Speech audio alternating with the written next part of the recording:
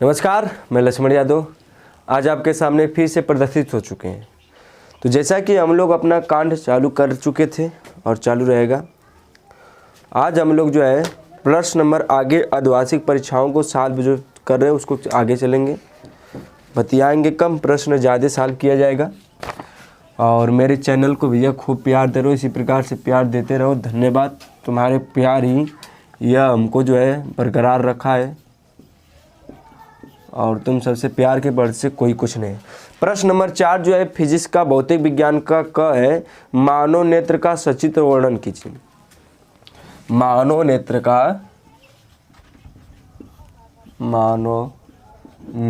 का सचित्र वर्णन कीजिए। इसका एक वीडियो बहुत अच्छा मैं बनाया हूँ, बड़ा ज़बरदस्त खतरनाक वीडियो है और तुमको यूट्यूब चैनल पर PCS by Alex sir search मारकर अगर देखना होगा इस मानव नेत्र वाले चैप्टर को, या प्लेलिस्ट में जाकर देख सकते हो। या मानव नेत्र चैप्टर का नाम है ह्यूमन आई, कह कर सर्च मार कर देख सकते हो, या प्लेलिस्ट में जाकर देख सकते हो, वहाँ मिल जाएगा तुमको यह बाकायदे। तो मैं इसको इस बार फिर से रिपीट कर दे रहा हूँ। मानव नेत्र का सचित्र वर्णन करना है। बड़ा खूबसूरत और सुंदर और प्यारा प्रश्न है और जो यह इम्पोर्टेंट है बोर्ड के लिए, और बोर्ड में यह क्वेश्चन बहुत बार पूछा गया है और पूछने का चांस 99.9% है। तो कृपया इस चीज़ को ध्यान से देखो, बड़ा अच्छा प्रश्न है। देखो, मानव नेत्र का चित्र बड़ा झकास और जक्शन बनता है और अच्छा रहता है, खूबसूरत है। देखो ध्यान से देखोगे तो बनाना सीख जाओगे। सबसे पहले एक गोला ले लो और यहाँ पर कुछ इस प्रकार से खींच लो, उत्तल लेंस की तरह दिख रहा है ना। अब यहाँ से कुछ इस प्रकार से हम चित्र बनाना सिखा रहे हैं भैया, और चित्र जरूरी है। और कुछ इस प्रकार से,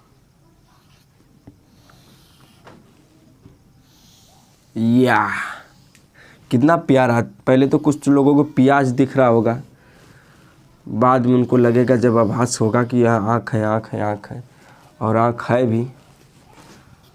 और यह एक बिंदु होता है जिससे यहाँ से प्रकाशीय तंत्रिकाएँ फैली रहती है, तमाम प्रकार की प्रकाशीय तंत्रिकाएँ फैली रहती है पूरे शरीर में। यहाँ पर एक बिंदु होता है जिसे कहा जाता है पीत बिंदु। तो अब इसके नामकरण की बात कर लिया जाए। ये हम चित्र बनाना सीख गए, देखो कैसे बनाया गया है। जो सबसे ऊपरी वाली ये दिखाई दे रही भाग, इसको कहा जाता है दृढ़ पटल। क्या कहा जाता है? दृढ़ पटल। फिर इसके नीचे वाली जो परत दिख रही है, इसको कहा जाता है रक्त पटल। रक्त पटल। फिर इसके बाद इसके नीचे वाली एक परत तुमको दिख रही होगी जिसे कहा जाता है रेटिना। क्या कहा जाता है? रेटिना।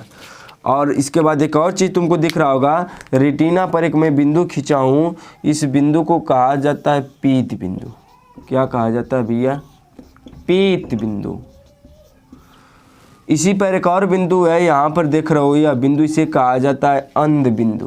क्या कहा जाता है? अंध बिंदु। एक एक चीज़ को बारीकी से नोट भी करते रहो, यह सुंदर सुंदर बातें कभी फिर मिलेगी नहीं, बहुत ज़रूरी है, बोर्ड के लिए बहुत इम्पोर्टेंट है। और इस प्रकार से यह जो दिखाई दे रही है इसका नाम है प्रकाशिक तंत्रिकाएँ। प्रकाशिक तंत्रिकाएँ। अब यह कुछ पीछे की बातें हो गई, अब आगे की ओर चलते हैं।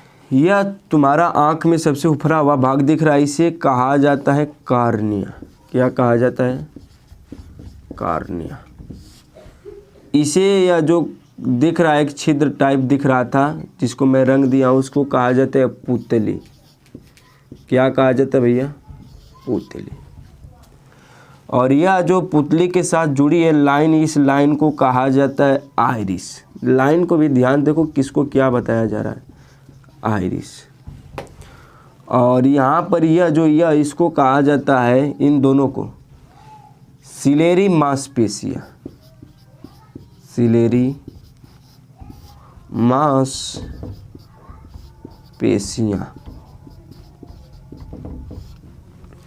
और यह चीज़ हमारा कहा जाता है, इसे कहते हैं हम लोग उत्तल लेंस। क्या कहते हैं हम लोग? उत्तल लेंस। और यह हिस्सा जो हमारा इसे कहा जाता है काचाभ क्षेत्र। क्या कहा जाता है? काचाभ क्षेत्र। और यहाँ पर एक चीज़, यहाँ पर थोड़ा सा पुतली के आगे इस प्रकार से मैं डॉट डॉट बना रहा हूँ, इसे कहा जाता है जलीय द्रव। जलीय द्रव क्या कहा जाता है भैया? जलीय द्रव। अब मैं इसके बातों के बारे में एक एक चीज़ को धीरे धीरे एक एक पॉइंट को मैं बता दे रहा हूँ, इसको नोट कर लेना, लिख लेना। यह चित्र बन गया, और चित्र कैसे बनाया हो तुम बखूबी खूब अच्छे से देखे हो, और इसे कॉपी के अच्छे से बाकायदे नोट बना कर लिख लेना। जो दीर्घ पटल होता है यह खूब मजबूत होता है, बहुत क्या होता है भैया? मजबूत होता है, और सफ़ेद रंग का होगा। किस रंग का होगा? सफ़ेद रंग का। जो रक्त पटल होता है या दीर्घ पटल के निचले वाली परत का होता है, या लिखना चाहते हो परिभाषा तो लिख सकते हो। दीर्घ पटल उसे कहेंगे जो सफ़ेद रंग का अपारदर्शी मजबूत होता है, उसे दीर्घ पटल कहते हैं। यह हमारी आंखों को सुरक्षा देता है।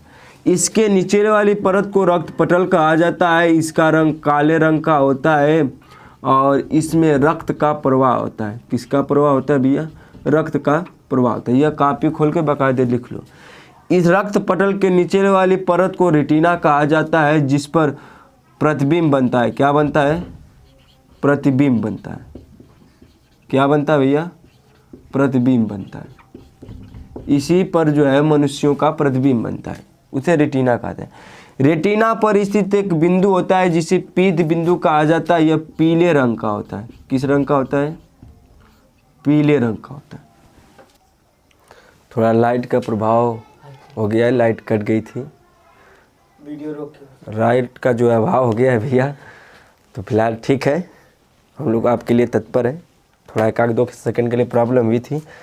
तो देखो, जिसका रंग पीला होता है, पीले रंग का होता है, और इस पर मनुष्यों का प्रतिबिंब स्पष्ट और साफ साफ, स्पष्ट साफ साफ क्या बनता है? प्रतिबिंब बनता है। किस पर बनता है भैया? पीत बिंदु पर। पीत बिंदु किसे कहेंगे? यह रेटिना पर स्थित वह बिंदु होता है जिस पर मनुष्यों का एकदम साफ साफ सुंदर सुंदर बनता है, और इसका रंग पीला होता है, उसे कहा जाता है पीत बिंदु। फिर इसके बाद जो है तो पीले रंग का स्पष्ट बिंदु बनता है, ठीक है, पीत बिंदु कहलाता है। अंध बिंदु, अंध बिंदु जो है रेटिना पर स्थित होता है। इससे प्रकाशित तंत्रिकाएं फैली रहती है, पूरे शरीर में फैली रहती है, और प्रकाशित तंत्रिकाएं जो है हमारे मस्तिष्क को सूचना देती है। क्या देती है भैया? सूचना देती है। कौन? प्रकाशित तंत्रिकाएं हमारे मस्तिष्क को यह क्या करती है? सूचना देती है कि हम लोग जो भी वस्तुओं के पहचानने का कारण और जानने का कारण हमारी क्या है? प्रकाशित तंत्रिकाएं। और प्रकाशित तंत्रिकाएं के ही द्वारा हम मनुष्यों को, तुमको और तुम सब हमको जान पाते हो, पहचान पाते हो। यही हमारा जाता है माइंड में एक सूचना देता है, उसी सूचना के माध्यम से इस बात को जानते हैं। अब आगे चलते हैं। हमारे आँख में एक उभरा हुआ भाग होता है जिसे कहा जाता है कार्निया। क्या कहा जाता है भैया? कार्निया।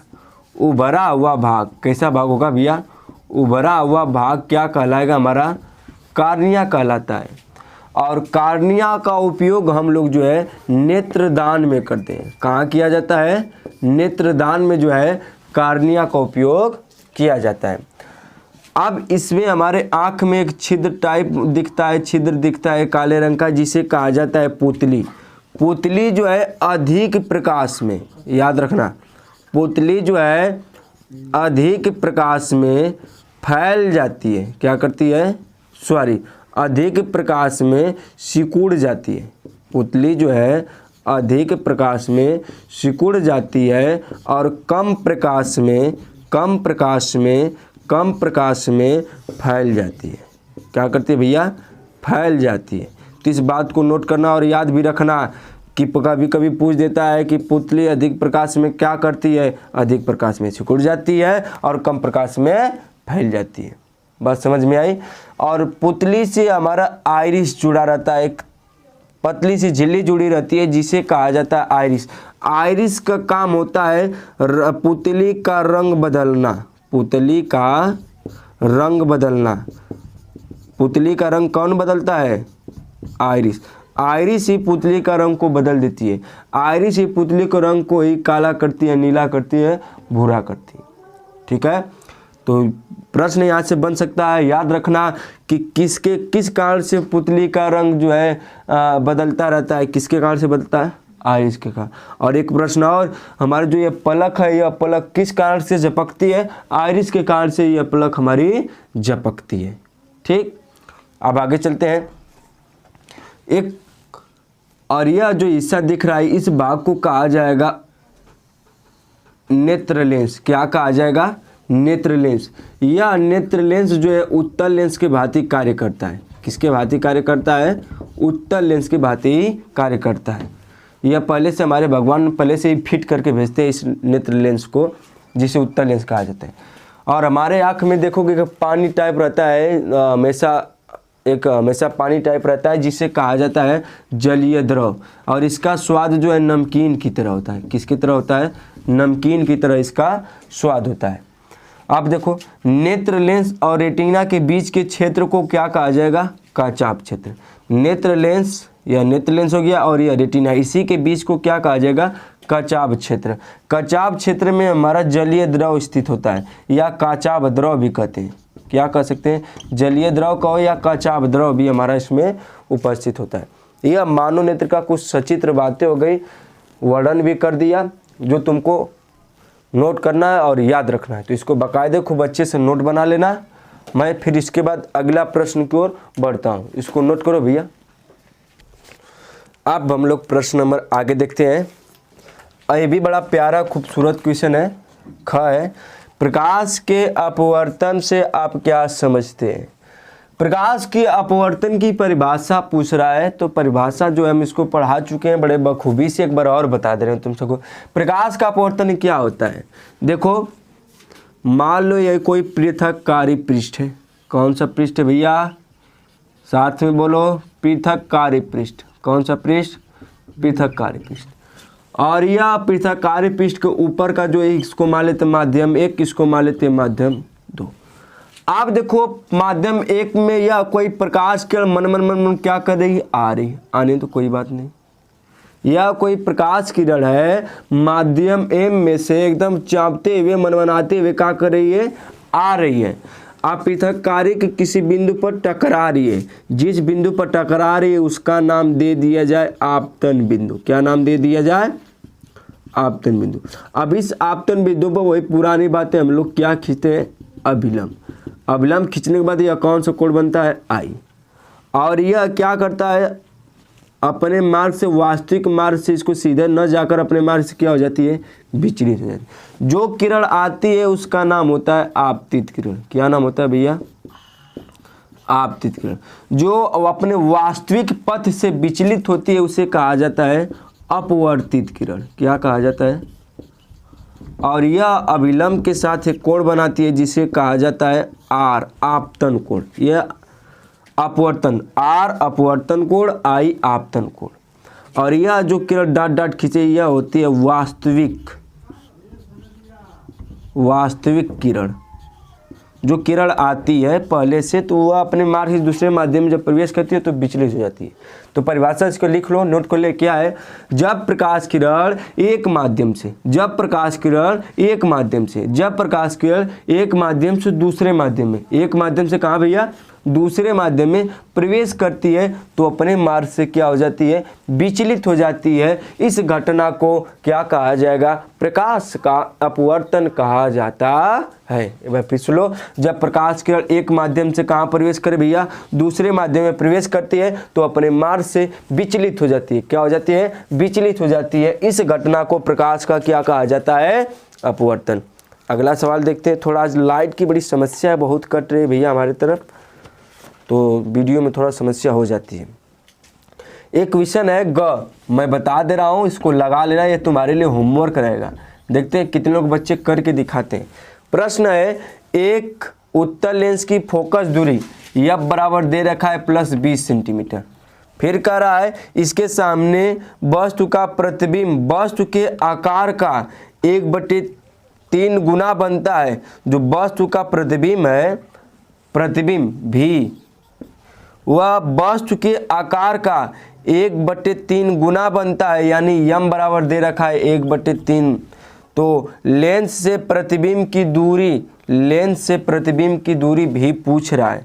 ठीक है, तो इसी को लगा कर दिखाना, मैं फार्मूला भी लिख दे रहा हूँ, यम बराबर v/u, और एक फार्मूला है 1/f बराबर v - 1/u। इस पर लगा कर दिखाना। और लाइट की बड़ी समस्या थी भैया, थोड़ा वीडियो में लाइट की कमी हो सकती है, तो इसके लिए मैं क्षमा हूँ। तुम सबका प्यार आशीर्वाद रहेगा तो ये भी झंझट खत्म हो जाएगा।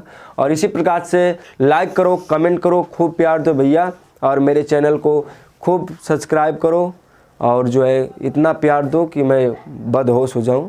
तो नमस्कार, बाय बाय।